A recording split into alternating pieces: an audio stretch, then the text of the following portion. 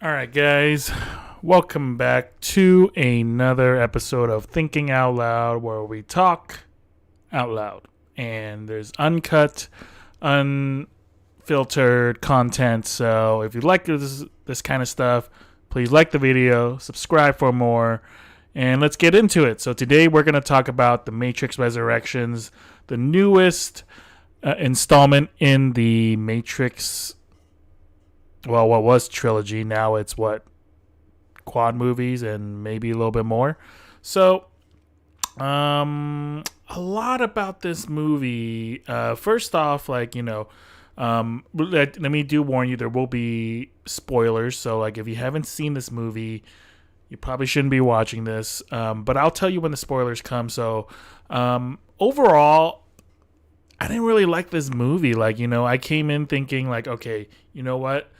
Keanu Reeves has been killing it in a lot of what he's doing, and I'm thinking like, okay, he's gonna probably kill this too, because we're bringing back, one of the Wachowskis or Wachowski, whatever you want to say, but it's only one, not both of the siblings, so that kind of worried me a little bit, and looks like my fears were confirmed. Like, a lot of this stuff like just didn't, it was very different from what the first three movies were. A lot of people give a lot of crap about, Matrix 2 and 3. But if you look at all three movies as a whole, it makes a lot of sense, In case you don't know what the originals, you have humans who have been enslaved in the Matrix, where they're used as power source for a all-powerful type of AI, or at least, very controlling AI. And then humans are trying to free the people inside it. And then, Keanu Reeves plays Neo, who is an anomaly of code that, shows up and is basically able to do miraculous things within the Matrix and even outside of the Matrix, which is even more crazy. So, like, I think they do kind of bring in some, like, superhuman is not just like, purely biological things into it. But anyways, like, but eventually they find out that this whole idea of a savior, of Neo being the one and like saving the humanity is another form of control. It's actually a ruse that's been made by the machines, or at least, like, they saw this anomaly. It's like, hey, well, how can we use it to our advantage? It's basically like, all right, we're gonna pretend that these people, there's all these people who reject the Matrix. We're gonna give them this type of essentially, this like kind of like fake world where like they think they're freeing people, but in reality we're just letting them do these like little things, and that makes them think like we're giving them free will, and therefore, like, we keep them happy, and then we still have our power plant of humans, and it's all good, like, and then we'll make this ruse of like we have agents and all these programs to just like let you think like, oh, you're coming in stealthily, but we actually see everything, and but at the end of it, Neo, instead of just doing what he always does, or in terms of like what he did in his like previous predecessors do, which is just restart the whole cycle, he decides to go against it.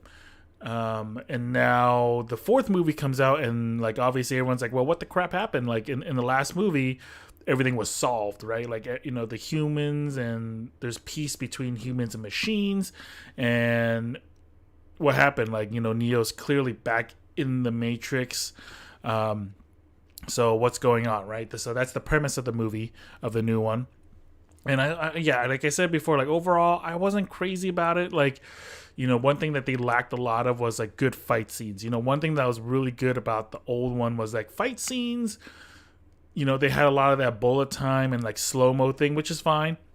They have some of it here too, but like, I don't know, they must have hired like the wrong cinematographer, or I don't know if Lana, I think it's Lana, who is directing. Like, she wanted clearly like all these like close up shots, instead of like kind of the far away where you actually see the choreography, you see the fighting, you see like, the actors actually doing pretty good, like, at least like good choreography with the fighting.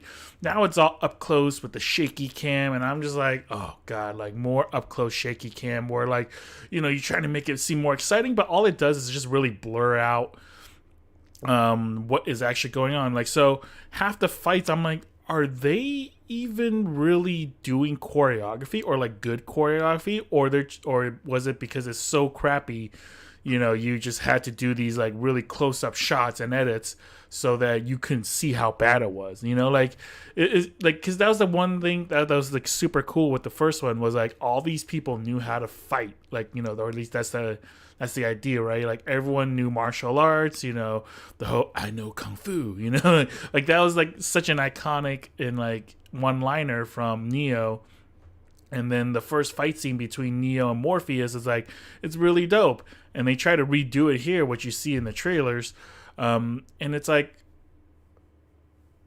what? Like, what? Like, it feels like like the whole movie feels like they just basically redid the first movie, the first Matrix, but with the twist, and it was just, it just didn't work for me. I think at the end of the day, when you don't have both Wachowskis in on it, and it just doesn't do it justice. And like, maybe you got to bring back your sister. Like, what's the deal here? Like it just did, a lot of it just didn't make sense. But yeah, so that's my overall, opinion of it. So I'm gonna go into the spoilers now. So if you don't want to hear spoilers, just turn away and go watch the movie, and you can come back. All right. So here we go. Now we're going to the spoiler section. So first off, like, I don't understand, like, yeah, like, so I said earlier something about the fight scenes, right? Like, a lot of these fight scenes are just terrible. I don't know, maybe if Keanu Reeves is getting too old, he is getting up there, but he's a fit dude, and he tries hard. Like, he is a man of his craft. Like, he is almost like the real life embodiment of like John Wick, in the sense that like he's a man of commitment and focus and a sheer will. Like, that's Keanu Reeves, that like describes him too. But I don't know, maybe the whole new stuff, maybe like he just, to this point, like he can't do what he did back in the early 2000s with the choreography. Maybe that's part of it. Maybe another part of it really is in that he wants to highlight a lot of the other characters. We have a new Morpheus, we have Carrie-Anne Moss, who, obviously is not getting any younger either. Jessica Henwick does a great job, I think, here. Like, I think she's like the highlight of the movie. Like, her character is new and is fun. Morpheus, the new guy, I forget his name. He does a good job at playing Morpheus, but because he's the same character, like he is supposed to be the same character, I can't help but be like, okay, well, is he mimicking Lawrence Fishburne, or is it like his own version? You don't really know. Same thing with the new Smith. Like, is it Hugo Weaving? Is he trying to be the same guy, or is he completely different Smith now? Like, why is Smith back? They don't really say. It's like, oh, like, they're like two sides of the same coin or something like that. I'm like, all right, why? Like, they don't really explain why. I think like some of the more fun premises of the movie is like, okay, well, so they stick Neo back into the Matrix. Like, basically, like, after he died, they literally resurrected him somehow. Through like, their robot technology, which is also kind of like, damn, like that's pretty crazy, like, and but it also doesn't really make sense. Like, why do you have to resurrect him? Like, if he's an anomaly in the code, like, won't he just eventually come back? Like, but so they resurrect him, they stick him in the Matrix, and there's this now new anomaly where Neo has to be in there, and so does Trinity, but they can't be together, otherwise the Matrix explodes or something, or it implodes. And but as long as they're somewhat near each other and know of each other, things are cool. Which I was why? Like why? Like, what are you doing in this programming that like you just have to have these two in there? And like what is the deal here? I don't understand. But they do kind of go into the backstory of like what happened after the last movie was basically like at first there was some harmony, humans and robots living together, and then but the thing is like too many people were wanting to get the hell out of the Matrix, and it wasn't generating enough power for the machines, which like kind of made me think like, well, why don't you guys figure out how to cure the sky thing, the whole sky part of it, and that way you guys can live off of solar power, or solar power, or I'm sure there's still some sort of hydro power or like something, right? Um, but that ends up being a bad thing, or that ends up that's what causes strife, that causes like almost like a second war where there are machines who don't want to let the humans go because like, hey man, they're our power source, and the machines are like, this is messed up, we want to be sentient, we don't want to be tied to this all hive mind thing anymore, and the machines have a war, which is crazy. Like I'm like, oh, that's kind of like dope, but they only show like a 3-second clip of it, and I'm like, I want to see more of this, I want to see more of that not human, machine versus machine war. Like that sounds so dope. Like, hold on, I'm gonna fix my sound real quick. Like I feel like I'm going crazy. All right, so yeah, like I want to see that the whole war going on, because like at this point, like now there's no more Zion, it's Io. They don't say if Zion's gone or whatever, but humans apparently still have to live underground, because I guess like there's the evil machines who still want to enslave humanity. So they got to keep Io underground still. Granted, they have like a much nicer place than what Zion was. But they're still underground. They're still like hiding from the machines. Granted, now it's the good machines and the humans who are hiding together, and together they can build all this like new stuff. We even have new ships that are not just like what the old ships were, with the Nebuchadnezzar, the hovercrafts. They look a little different now. They're kind of a little bit more custom. And I was like, oh, that's kind of cool. And they have like all these other machines who are sentient, who live with humans, and I'm like, this is kind of dope. And they even have, and the machines who came, even some of them, the programs that came from the Matrix, they're able to embody these like kind of more, other robotic forms, so they have a physical form in the real world. And I'm like, oh, that's kind of cool. Like, I like the new, like those new stuff that they throw in, but it's just the story that doesn't really work for me at the end of the day. And I don't know if they're gonna make more, because I mean it's getting a decent, it's like 60 something, in the high 60s for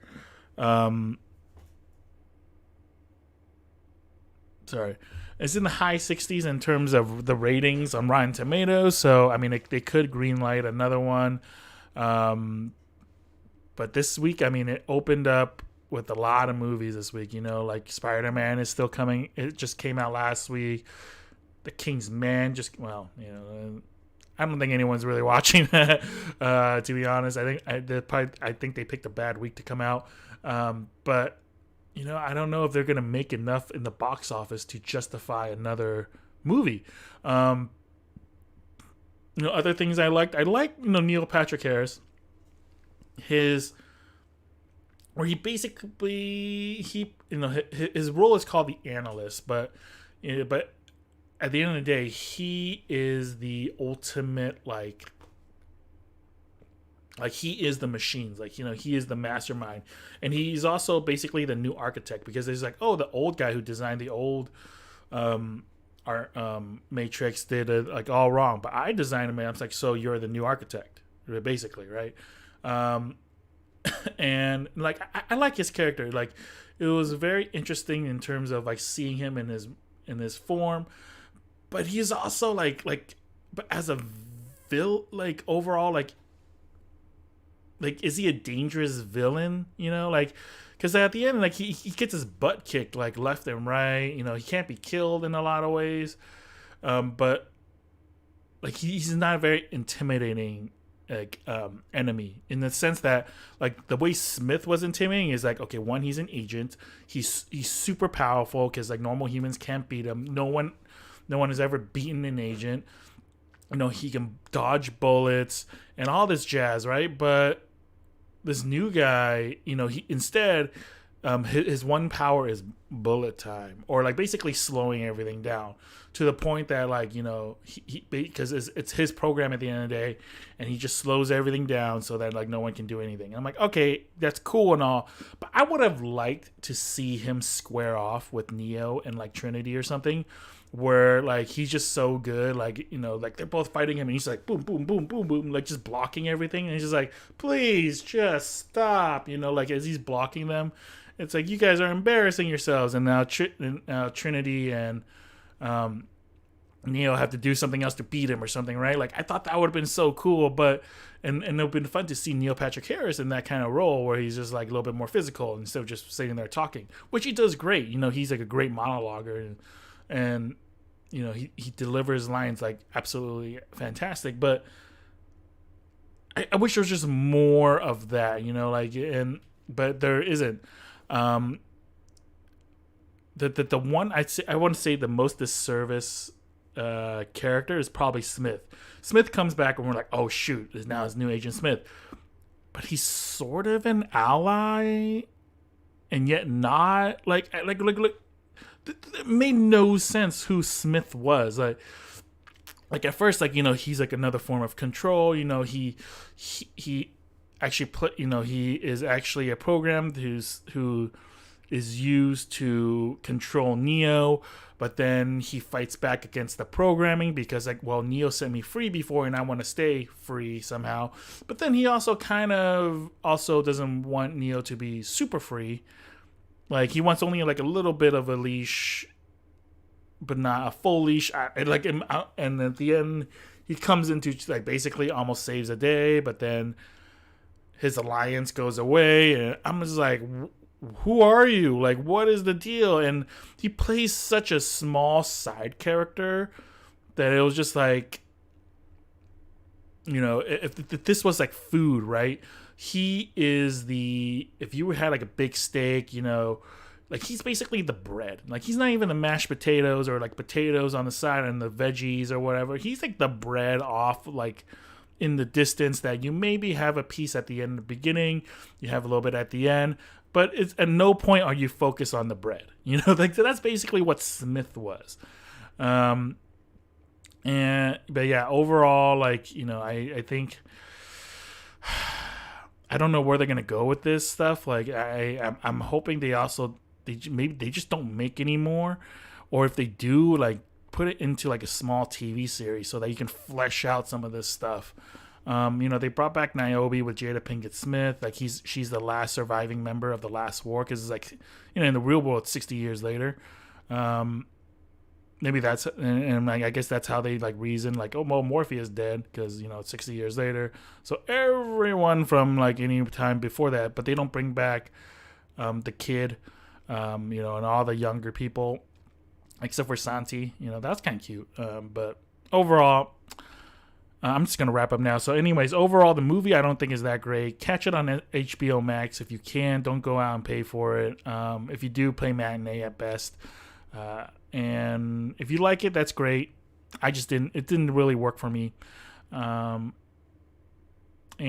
yeah, that's overall my review of The Matrix Resurrections. Let me know what you guys think of it in the comments. Did you like it? Do you agree? Disagree? Let's have a fun discussion. So let's talk about it more. Anyways, thank you guys for watching. Hope you guys have a great Christmas or holiday or whatever you celebrate, and have it, be filled with friends and family